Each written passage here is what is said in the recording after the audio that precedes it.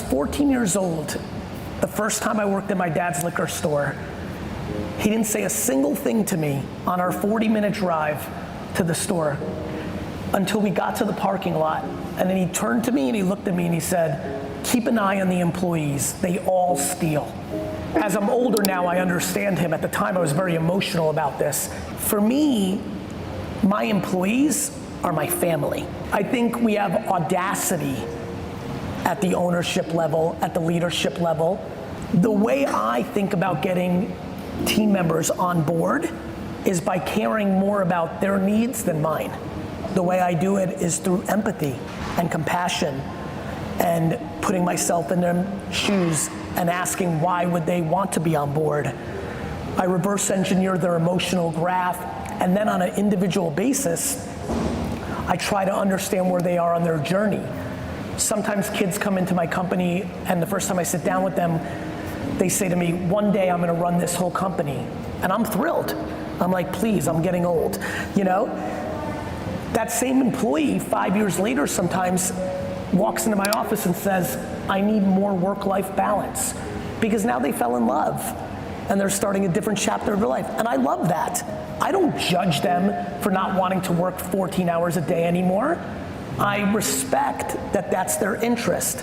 I think it's a leader's obligation to reverse engineer the wants and needs of the people on their team, not only philosophically, but in reality on a day-to-day basis. And I think that's a very, very hard thing to do, but I think it's required to build something big. When you have the intent to care, you ask the questions. You know, when people come up with excuses of why they haven't accomplished something, it's often predicated on the fact that they didn't want to know the answer at the time. Do you know how many business owners avoid one-on-one conversations with their employees because they're scared they're gonna ask for a raise? So that one's very easy. It's called intent. One of the hardest things for a room like this to do to build scale is letting go. You know, people want to micromanage because they don't realize their ego is tied up in it. People that start businesses have incredible pride in being the best at the thing, to the demise of scale.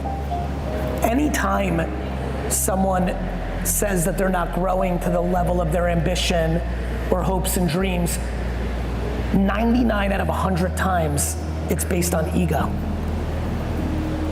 They're incapable of creating scale because they fear scale, because they fear it in two ways. One is a very good one. They're scared that if they're not doing it, the client is not getting the quality of execution that they're accustomed to, which is coming from a very noble place, but is required to make scale. Or two, they don't realize how much pride they have in telling everybody that works for them that they're better at the thing than all of them. Both of it comes from a place of fear. You know, I think a lot about that when I talk to businesses that entrepreneurs run.